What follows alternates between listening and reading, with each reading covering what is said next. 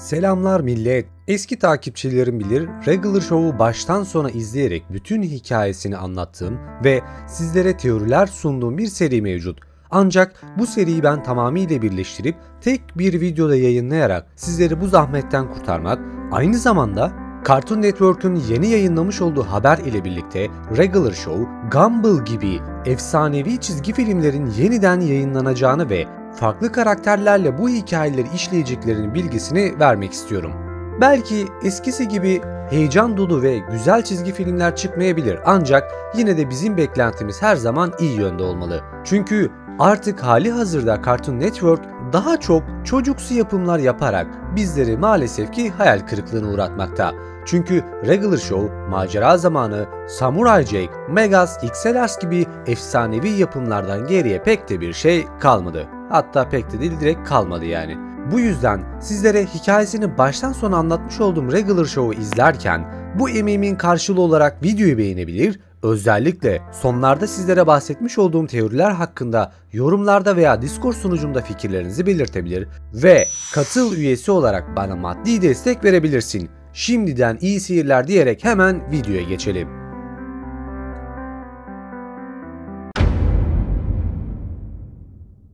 Her şey aslında bilinmeyen bir şekilde Pops'ı parkın sahibi ve zengin olan Bay Mallard'ın bulmasıyla başlar. Günlerden bir gün, o zamanlar Bay Mallard daha gençken bir meteor keşfini gerçekleştirmek için kutuplara gitmişti.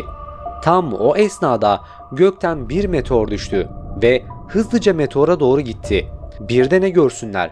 Küçük bir bebek ve yanında bir tür parşömen. Bay Mallard parşömene baktığında bizlerin çok daha sonrası öğreneceğimiz seçilmiş kişi ve evrenin azılı düşmanı Anti-Pops gibi bilgilerin habercisi olarak yerini alacaktı. Normalde Bay Mallard katı ve umursamaz biri olduğu için bebeği almak istemez ama ona kıyamaz ve evine alıp hiç sahip olmadığı çocuğu gibi büyütmesiyle başlar. Onu okutur, eğitir ve günümüze kadar yetiştirir. Pops'a ilk baktığımızda 80'li yılların adamı gibi durmakta. Yani modern çağdan bir hayli uzakta gibi duruyor. Ama bu şekilde olması Pops'ın içindeki iyilik ve babasından kalan zenginliğe rağmen mütevazı bir hayat yaşama çabasından geçiyor. Video başında dediğim gibi Pops aslında yetim. Ne annesi ne de babası belli. Üvey babası olan zengin Bay Mallard ile büyüdü. Pops çizgi filmde bulunan en iyi, aynı zamanda en saf karakter. Bu aşırı iyimserliği onun seçilmiş kişi olmasından kaynaklanıyor. Bay Mallard, Pops'ın seçilmiş kişi olduğunu ve zamanı geldiğinde evrenin azılı düşmanı olan Anti-Pops ile savaşmak zorunda kalacağına dair bilgisi olan tek kişi.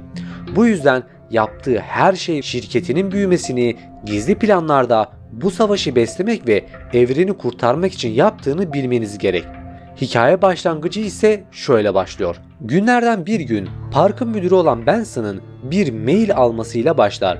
Bu mailde parkın tamamı cam bir kubbeyle kapatılıp içerisine 30 gün boyunca girilemeyeceği, bu yüzden çalışanlarının acil olarak belirli tarihe kadar parkı terk etmesi gerektiğini yazar. Fakat ne hikmetse belirtilen günün öncesi kubbe parkı kapatır ve bizim 6 kahramanımız da içeride mahsur kalır.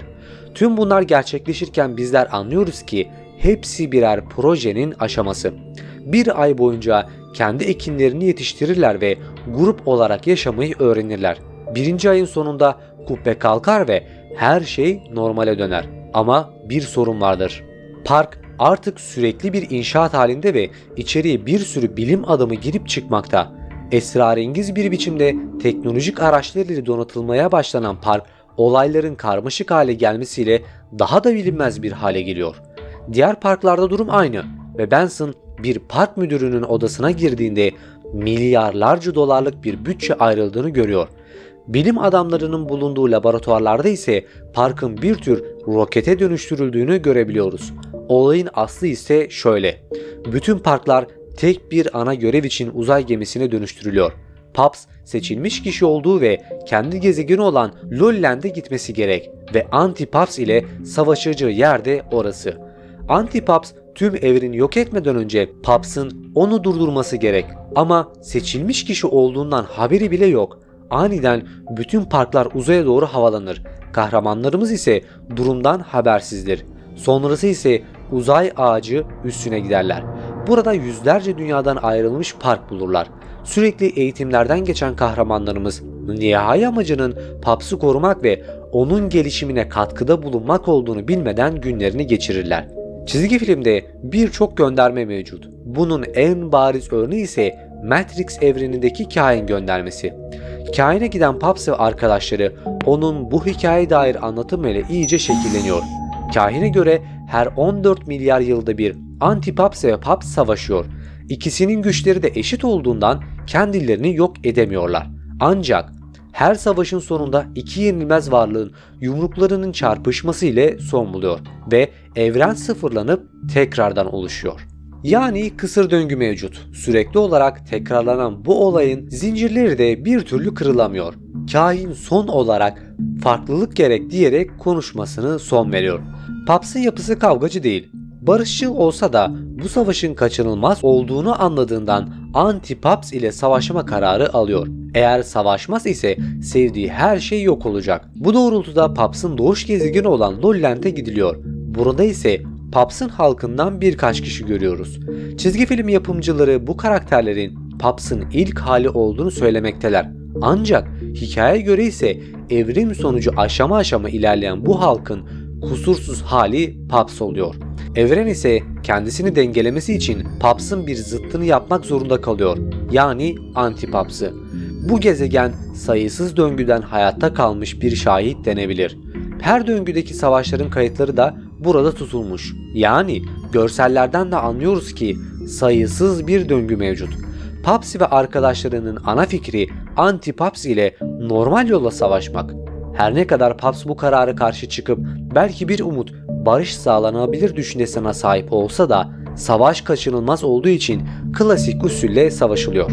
Çizgi filmin sonlarına doğru uzay ve zamanın gerçeklik yapısının bozulması ve ekranda harf harf Regular Show'u görmemiz bence çok ince bir ayrıntı diyebilirim.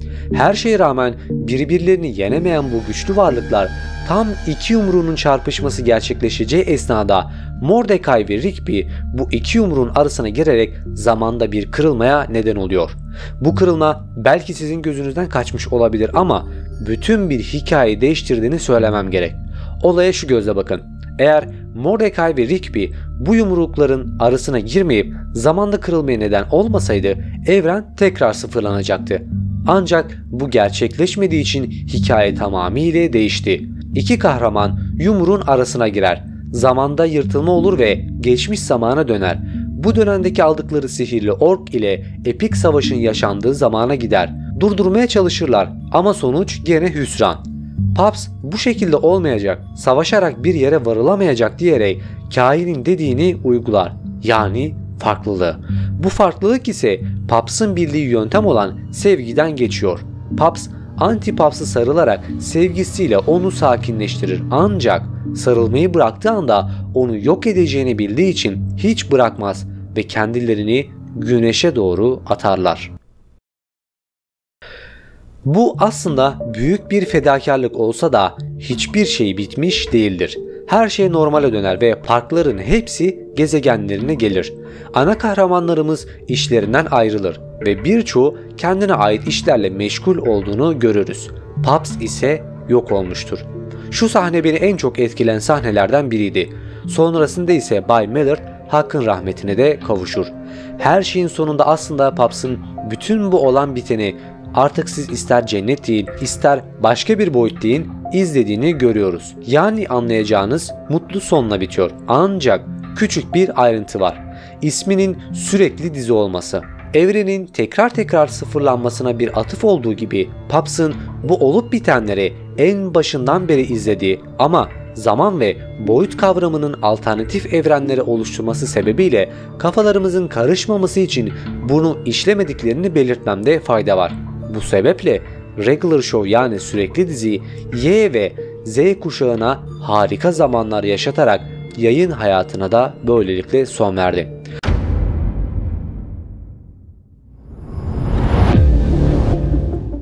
Birazdan duyacağınız hikaye sürekli dizinin bitiminden 25 yıl sonra parkta neler oldu ve bu hikayedeki yeri nedir ondan bahsedeceğim. Hikaye şu şekilde gelişmekte. Hatırlayanlar olacaktır. Bütün eski park çalışanları toplanmış ve beraber bir parti yapıyorlardı. Hikayenin sonunda ise Pubbs'ın kaseti çıkarırken çok iyi gösteri demesiyle son bulmuştur. İşte hikaye tam da bundan sonra devam etmekte. Rigby ve Mordecai oyunlara bakmak için yukarı çıkarken Benson telaşlı bir biçimde karşılarına çıktı. Onlara "Biliyorum, artık parkta çalışmıyorsunuz ancak sizlerden yardım istesem beni kırmazsınız değil mi?" diyerek onlara yalvaran gözlerle baktı. Bizim yaramaz ikili ise sorun nedir diye sorduktan sonra Benson "Hiç buzumuz kalmadı. Eğer buz olmaz ise parti mahvolacak" dedi. "Sizlerden ricam dışarıdan buz alır mısınız?" diye endişeli gözlerle onlara baktı. Bizimkiler de geçmişin hatırına Benson'ı kırmayıp "Tabii ki de alırız, sen canını sıkma" diyerek parkın arkasındaki sokaklardan birine girdiler. Bu kısımda sizlerin fark etmeniz için bir şey anlatmak istiyorum. Hatırlarsanız eski sürekli dizi maceralarında da benzer olaylar olurdu. Benson, Rigby ve Mordecai'ye saçma veya önemli bir görev verir, onlar da bunu ellerine ve yüzlerine bulaştırırdı. Üstüne üstlük bir de acayip bir anormallikle hikaye bitirilirdi. Şu anda tıpkı bundan tam 6 yıl önceki gibi bir olay ile karşılaşıyoruz. İşin üzücü kısmı yaşlanıyoruz da. Benim bu hikayeyi sizlere anlatmamın üstünden 1,5 yıl geçmiş. Dizi biteli ise 6 yıldan fazla olmuş. Belki de 10 yıl sonra bizden geriye kimse kalmayacak ve bunu hatırlayanlar bir avuç insan olacak. Tıpkı unutulan Samuray Jack gibi. Açıkçası hüzün çöktü, kusura bakmayın. Bu video biraz eski yad etmek gibi oldu ama neyse, hikayeye devam ediyorum. Girdikleri sokakta birden Rigby'nin cüzdanı çalınır. Çalan kişiyi kovaladıkları esnada karşılarına bir sürü cin çıkar. Bu cinler tam onlara saldıracakları zamanda başka bir cin tarafından kurtarılırlar.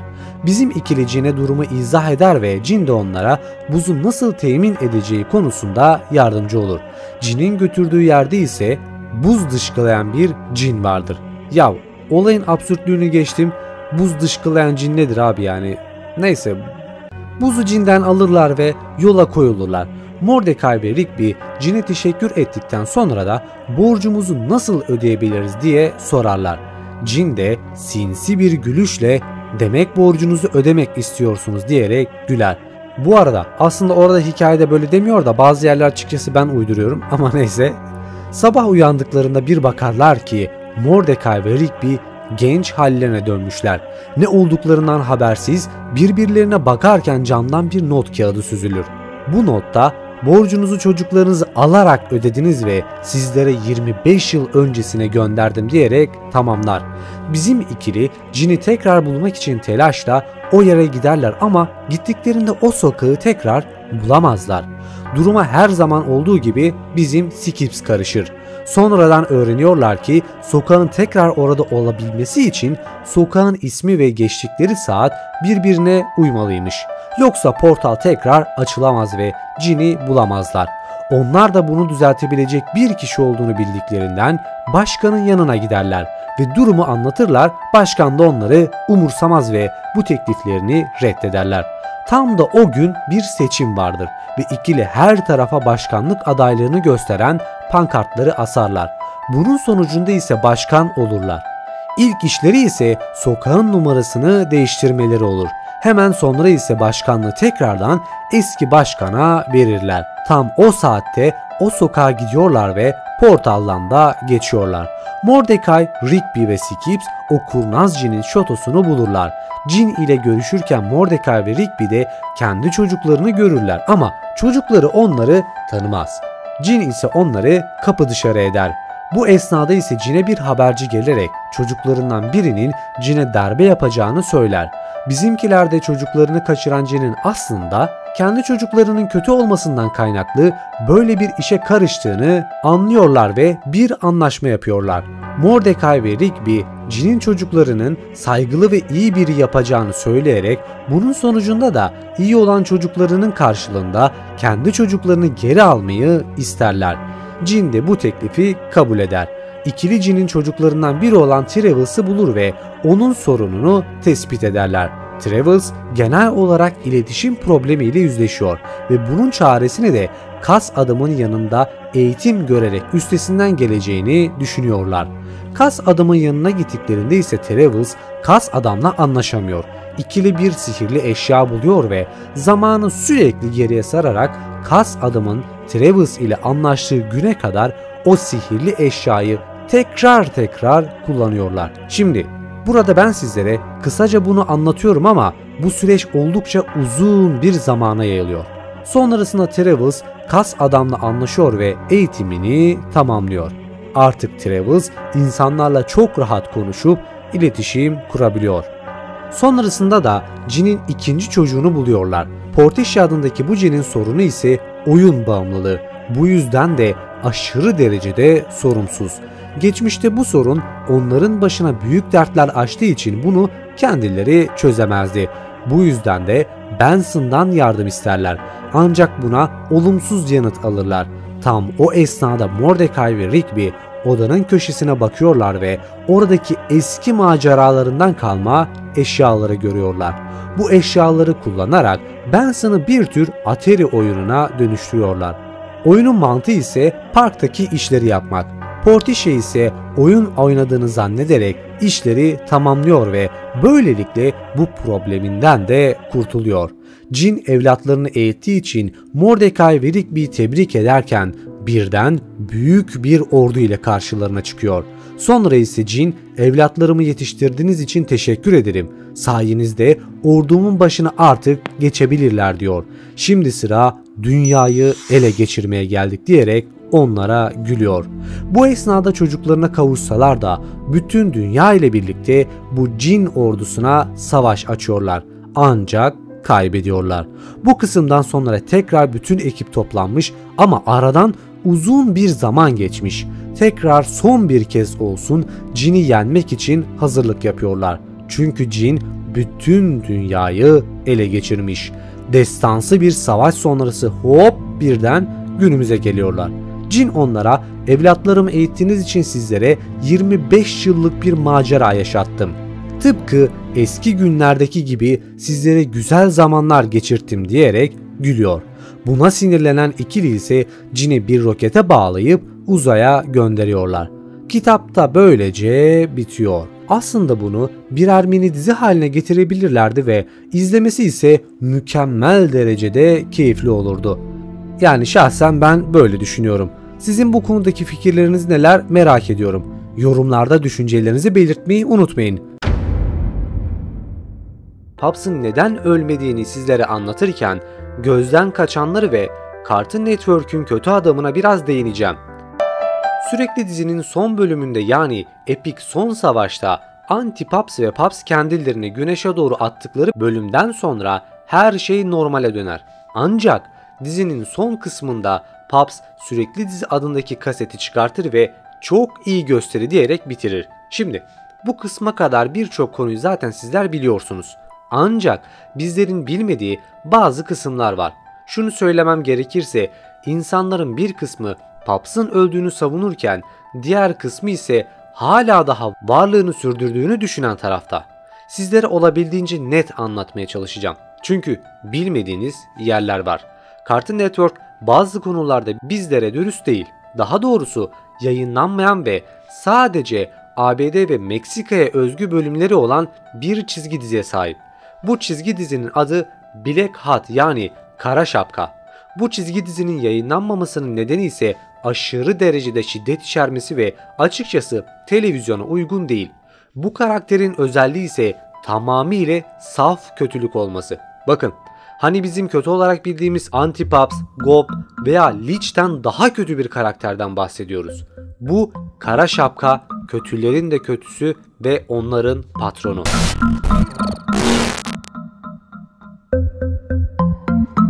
Şimdi bu bilgiyi aklınızda tutun ve Pubbs'ın ölüp ölmediğini veya O olaylardan sonra neler olduğunu anlatayım. Sizler olayı yanlış anlayabileceğinizi düşünerek biraz bahsetmek istiyorum. Biliyorsunuz, daimi epik son savaşta Anti-Paps ve Paps ne zaman son anda yumruklarını çarpışırsa evren sıfırlanır ve her şey en başa döner. Yani 14 milyar yıllık evren sıfır tarihinden yeniden oluşur. Bu evrenin sürekli kendisini tekrar etmesi, çizgi dizinin isminden de anlayacağınız gibi sürekli bir dizi halinde gerçekleşmesi. Ancak bakın, tekrar ve tekrar söylüyorum. Paps ve Anti-Paps güneşi atladıktan sonra evren sıfırlanmadı. Evren en başa gidip gelecekte yine epik son savaş yaşanmayacak. Çünkü son bölümlere doğru hatırlarsanız kahin farklılık gerek dediğinde bir farklılık yaşandı. Öncekilerde hep son kısımda yumrukların çarpışması ile biterken bu sefer böyle olmamıştı. Paps büyük fedakarlık yaparak sevgiyi kullandı ve kısa sürede olsa Anti-Paps'ı durdurup yok olmayı seçti. Ancak evrenleri baştan yaratabilen bir varlık bir güneş ile yok olması beklenemez zaten. Ancak şunu da bilmelisiniz ki Paps'tan bile çok daha güçlü varlıklar var. Neden mi? Şöyle. Anti-Paps yok. Bakıldığında Paps da yok. Ancak o bizi cennet gibi bir yerde izliyor. Tabi bu cümlemden sonra Paps cennette ise Anti-Paps nerede diyecek.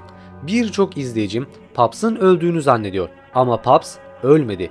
Bizim bilmediğimiz bir evrende hayatta ve sürekli dizinin asıl hikayesinde gerçek kahraman o derken bunu kastediyorum. Bizler bu zamana kadar Paps'ın hayatını ve onun kahraman olduğu bir evreni izledik. Paps cennette bir yerde ama Anti-Paps nerede olabilir ki? Sizlere bu konuyu söylememin sebebi yayınlanmayan bir kısımda Anti-Paps ve Paps'ın kendilerini güneşe doğru atarken aniden bir portal açılması. Ancak burada bazı ayrıntılar var ve bu kısımları da geleceğim. Bu portal açıldıktan sonra kendilerini kötülerin kötüsü bu kara şapkanın huzurunda bulurlar. Burada görüldüğü üzere o dakikalar önce ahkam kesen Anti-Paps korkusundan yerlere kapanıp adeta ona tapıyor. Tabi ölmeyi bekleyen Paps aniden belirmiş bu kara şapkalı adamdan korkar. Anti-Paps merhamet dilerken kara şapkalı adamın küçümser bakışları Anti-Paps'ın görevini yerine getirememesinden kaynaklı hoşnutsuzluğu yansıtıyor. Son kısımda ise Paps'ı güneşe doğru atıyor ve Anti-Paps'ı bir canavar tarafından yendiğini görüyoruz. Şimdi kim oluyor bu siyah şapkalı adam ve sürekli diziyle ne alakası var? İlk öncelikle gizemlerine bakalım. Bazı kesimler bunun uydurma bir video olduğunu söylese de tabii ki de değil. Bu kısımda olan glitchler yani bozulmalara bir bakın. Sizlere tanıdık geldi mi? Peki bu videonun sürekli dizi bittikten hemen sonra atıldığını söylesem, peki bu bozulma neyi anımsatıyor sizlere, hiç fark edebildiniz mi? İşte bu noktada kırılma gerçekleşiyor. Pibi adlı videonun teori hikayesini sizlere yazmıştım. Eğer o videoyu izlemediyseniz buradaki kartlardan gitmenizi şiddetle tavsiye ediyorum. Çünkü Pibi'nin yapımına bulaşan virüs tıpkı burada olduğu gibi, yani siyah şapkalı adamın görüntüsünde olduğu gibi benzer bozulmalara sahip. Bu da akıllardaki bazı soru işaretlerini ortaya çıkartıyor. Acaba Pibi'ye buluşan virüs bu adamdan mı çıktı? Bütün çizgi dizilerin sonunu getiren kişi siyah şapkalı adam mı? Bunlar ihtimal olduğu gibi bu karakteri daha derin tanımak gerek.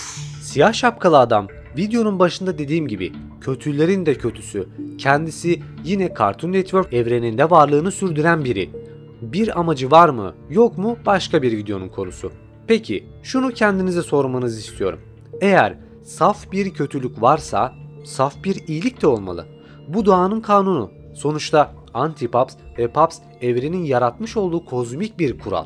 Yani demem o ki eğer saf bir kötülük varsa saf bir iyilik de olmak zorunda. Eğer siyah şapkalı adam en güçlü, en kötü insan ise en iyi ve en saf karakter, işte bu da bir bilmece. Ancak şunu bilmelisiniz. Black Hat bu gizemli olayların sır perdesi ve Cartoon Network'ün sır perdesi yavaş yavaş aralanıyor. Eğer buraya kadar izlediysen videoyu beğenmişsin demektir. Kanalıma abone olabilir, videoyu beğenebilir veya yorumlarda fikirlerini belirtebilirsin. Bir sonraki videoda görüşmek dileğiyle. Kendine iyi bak, hoşça kal.